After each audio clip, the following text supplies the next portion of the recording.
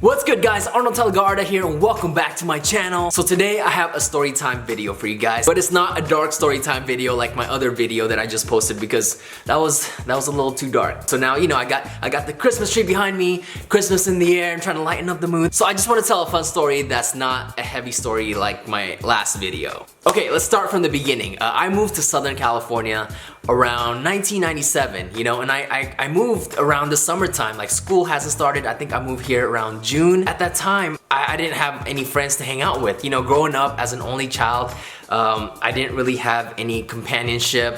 You know, my parents were cool and all, but I wasn't trying to kick it with them at the time. So I would just like play with my toys, you know, try to keep myself busy, trying to keep myself entertained. So I wanted to find kids in my neighborhood that's my age to hang out with. So with that said, I became really close friends with this guy that lived like 2 or 3 houses down the street from me, and he was 1 year younger than me, but we really hit it off, you know? We became really close, and once school started, we would go to school together, we would carpool, or sometimes we would even walk to school together. We hung out after school. I would always go to his house to play, and he would go over to my house. And it was to the point where our parents kind of like, you know, even hung out together. And we were like inseparable. We even did Taekwondo together. He was a few belts higher than me, but we would walk to Taekwondo together, spar together, all that stuff, and then walk back home.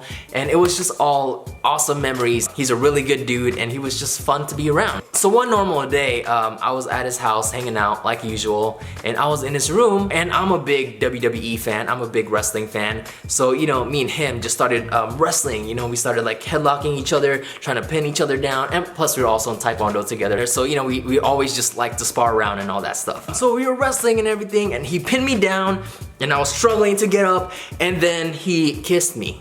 He kissed me, not on the lips though, he kissed me on the cheek. And at that time, I was really confused. I didn't know what just happened. I think it's really important to say that I grew up in an Asian household where I wasn't exposed to a lot of things, and I know this sounds crazy to a lot of you, but at that time, I didn't even know that homosexuality exists. That's how sheltered I was. So when that happened, I was really confused. I didn't know what that meant. I didn't know how to take it, and like all these things were like running through my mind.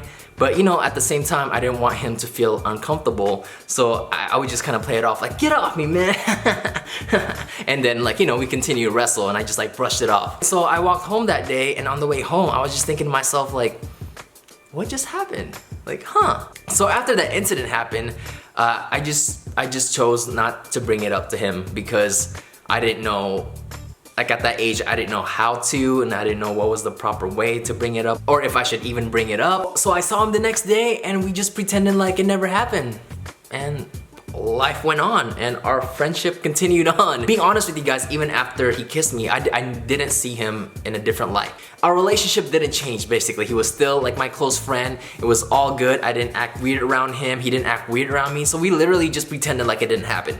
So yeah, we remained cool friends. Everything was all good. And then, you know, junior high happened, and we kind of went our separate ways. You know, I had my group of friends. He had his group of friends. And then high school happened. Then at that time, we just completely stopped talking. Not because of that, but just because, you know how high school is. Even though we went to the same school, we just never really crossed paths. And you know, with us having different friends and stuff like that, we kind of just grew apart. And of course, after high school, life happened. I moved away, and he did his own thing, but we never kept in touch. And this one time, I visited my parents, and I went to the gym, and I bumped into him. And literally, like, I haven't seen this guy for like almost 10 years, I want to say. And it was really good to see him. So when I saw him, it was really awesome. Like, he told me what he was up to, and he was doing good. Everything was all great, and I was so happy for him. But again, even though I bumped into him, we never brought it up. And that's not to say that, you know, like he's in the closet or anything. It could be just as innocent as him wanting to play around and just kiss me on the cheek. You know, maybe that's all it was. Who knows? I'll never know. So, you know, I didn't know what that kiss meant. Was that kiss just something playful?